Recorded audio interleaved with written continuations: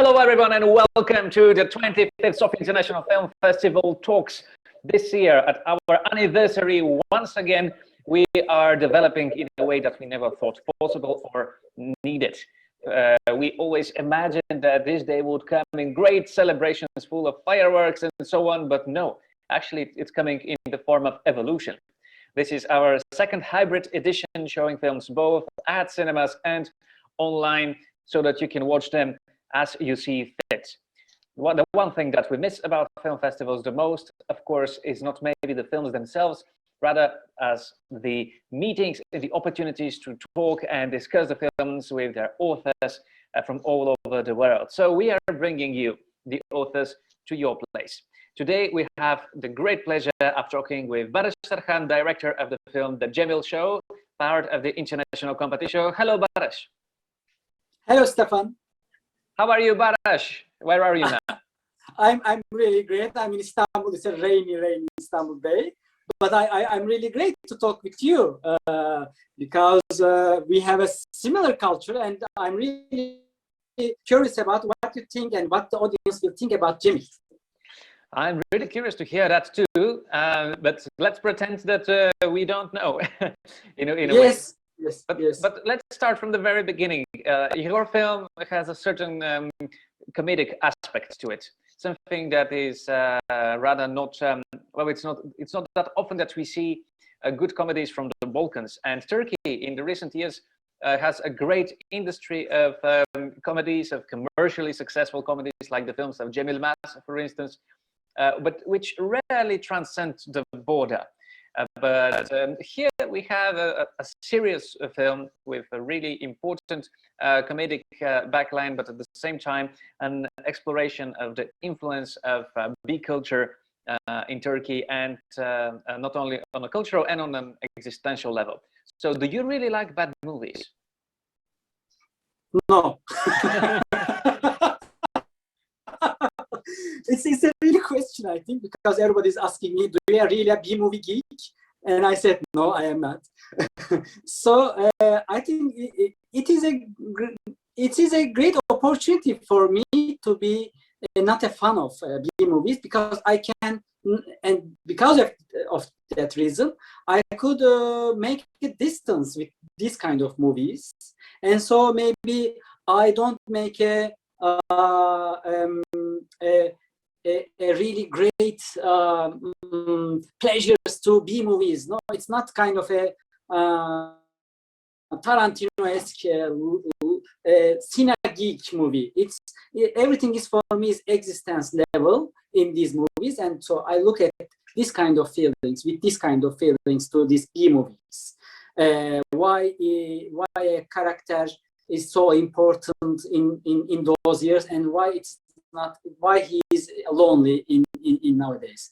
That's for me the most important thing for me. An actor, a lonely actor. It is true. The story of a lonely actor being rediscovered and inspiring evil out of good intentions.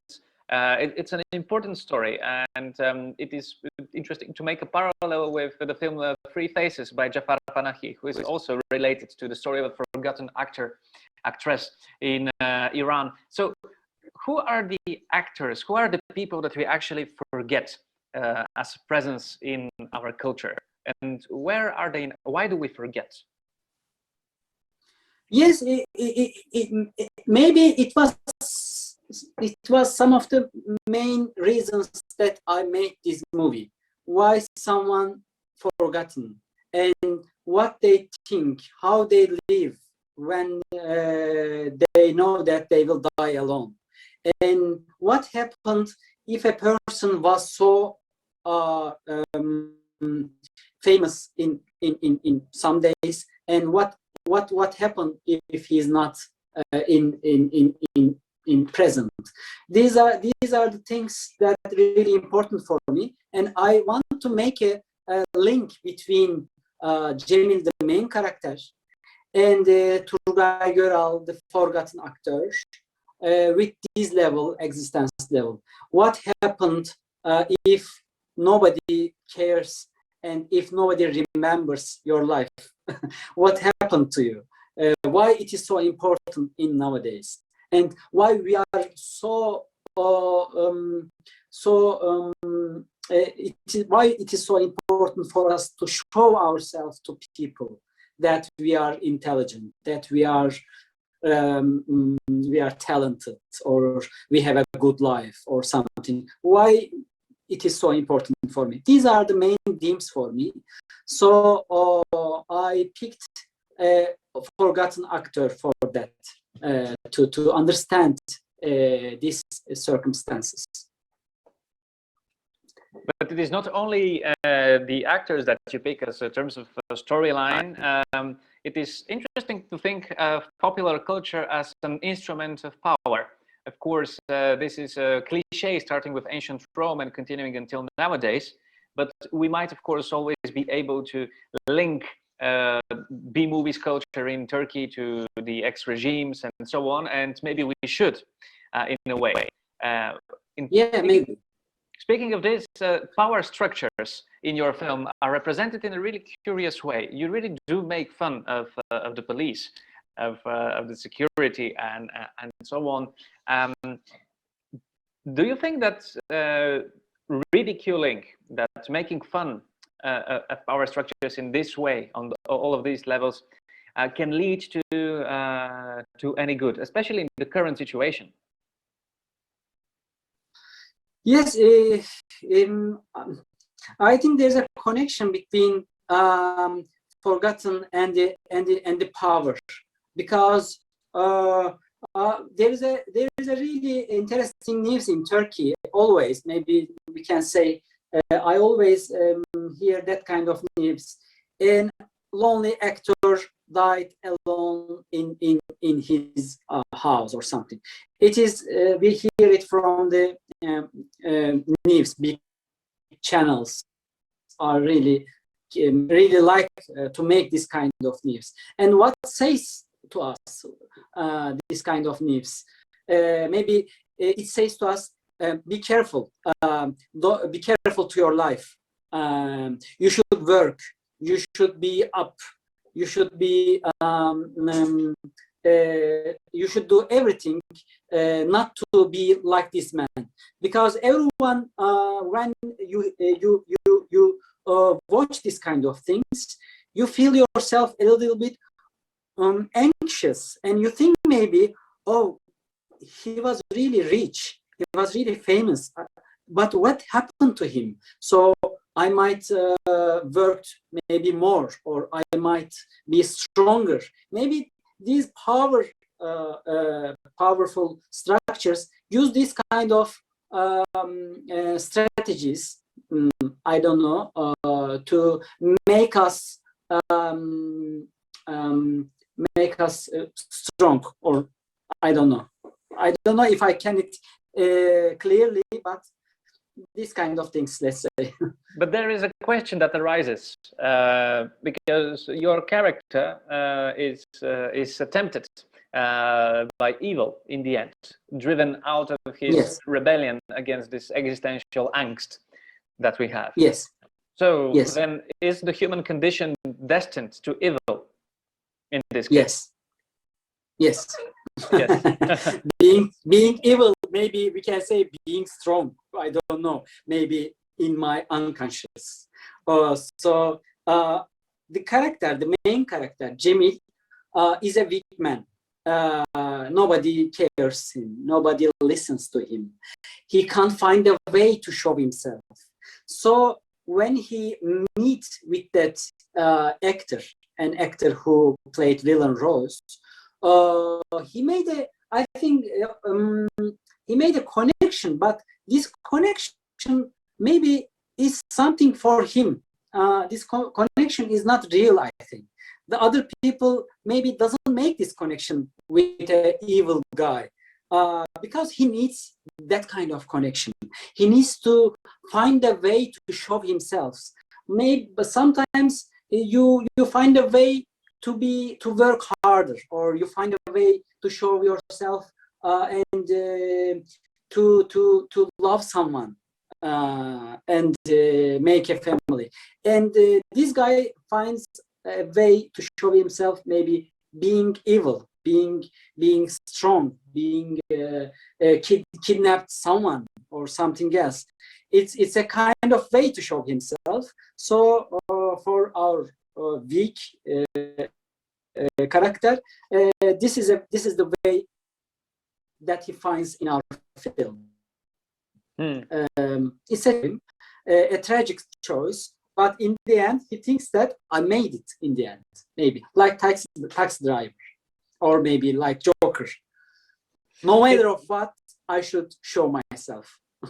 It is interesting that that you mentioned the Joker, a film that I personally dislike a lot, because nowadays, yes, definitely.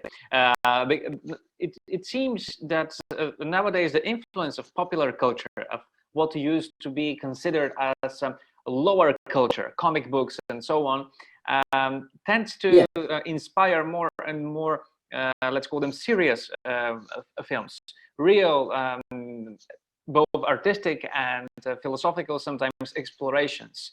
So this is these are the generations that grew up with comic books and bad movies, and of course this is what their imagination works with.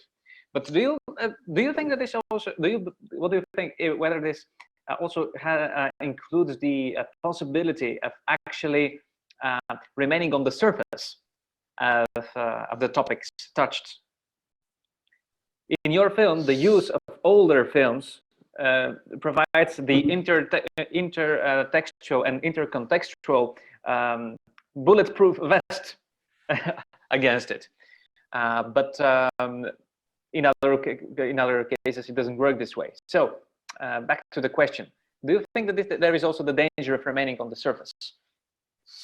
Yeah, I think there is. In like Joker movies, everything, as you said, everything is so powerful. Everything should be bigger and bigger and bigger for everyone. But in my film, everything is happening in his brain.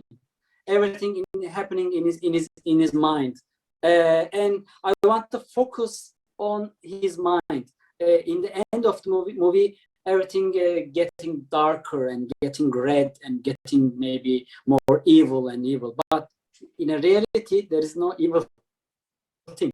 In a reality, there is no show, I think. In a reality, it's so maybe boring or stupid and weak. But for him, it is so strong. It's so powerful. Maybe like Joker or something. And this contrast for me is really good to make it for a movie, I think. So so I made this movie for this kind of contrast feelings. What happened in reality and what happened in a person's mind or unconscious. So yes, power may be not a good thing. Speaking of power, we have a really powerful performance by the actor Ozan Çelik in the role of Cemil. Yes. How did you cast Ozan, and why? Yes, I had. Well, by the way, we made this cast 6 years ago. So it was a long journey for this movie. And 6 years ago, I need a character who is a little bit wild performance, wild acting style. For me, Cemil, I can't imagine what Cemil do in next level. He can do everything because he has his own reality. So for me, actor should give me the same feeling as himself. So when I saw Ozan in the beginning, he had a photograph in his hand.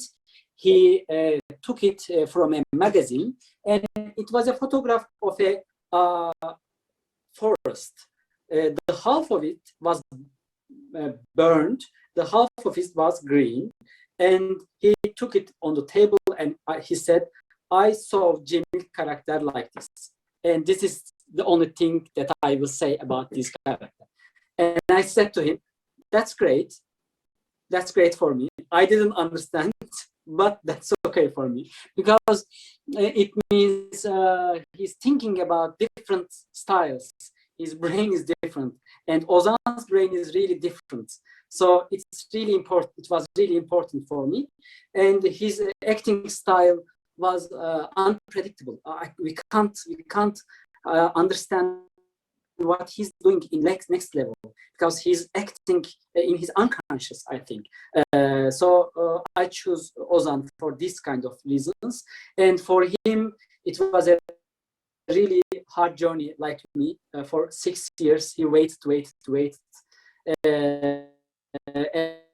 And he's a real actor, but he can't make so much movies like Cemil.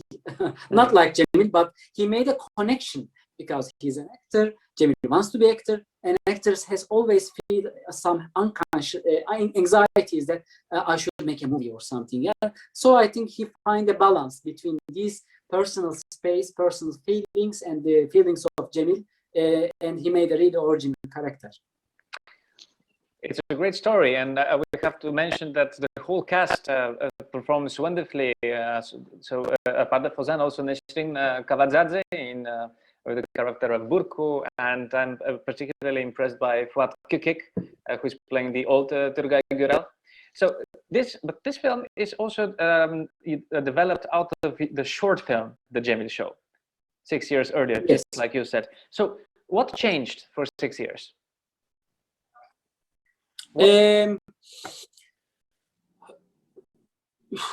What changed it in 6 years?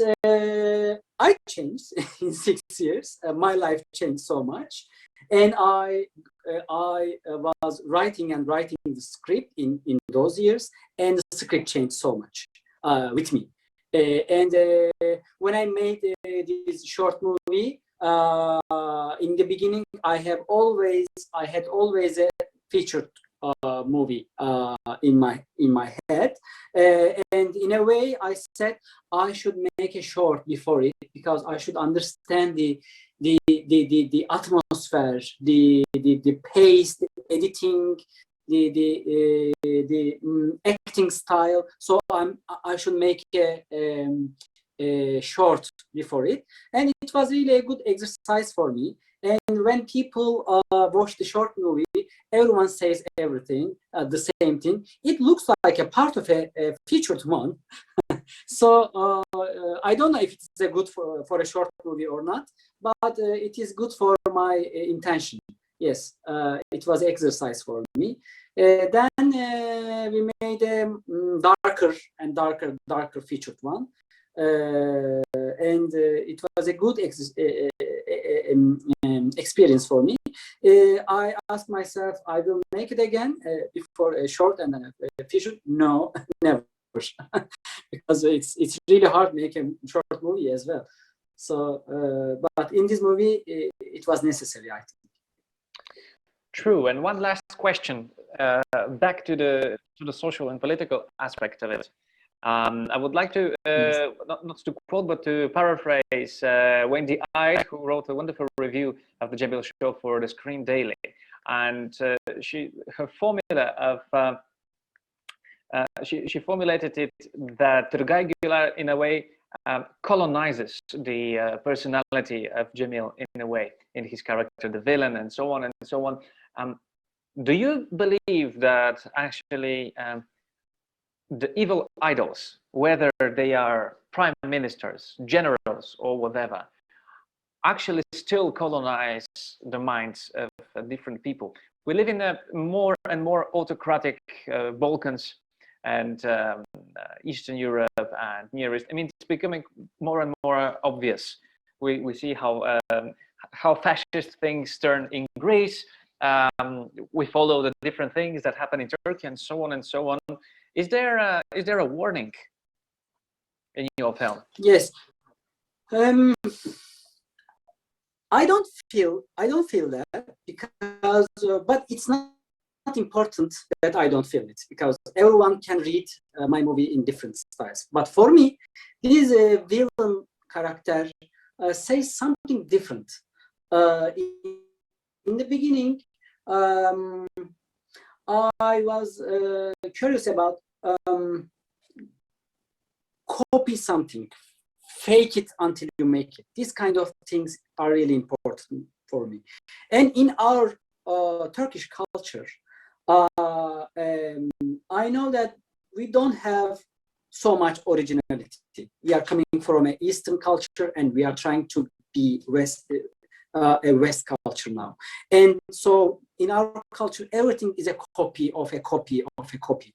So we can't find the original way. We can't find our voice, our real voice. This movie was about this finding my voice as a creator, as maybe a country in an unconscious way, or something else. And so for that reason, I need a copy character. And this villain is a copy character for me.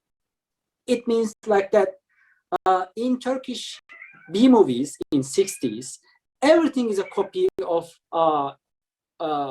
Italian movies, French movies, American movies. There is no such evils. There is no such villains in Istanbul. There is no such women in street. There was no such cars in street, or there was no such parties in street. But in movies, of course, there was so many different styles.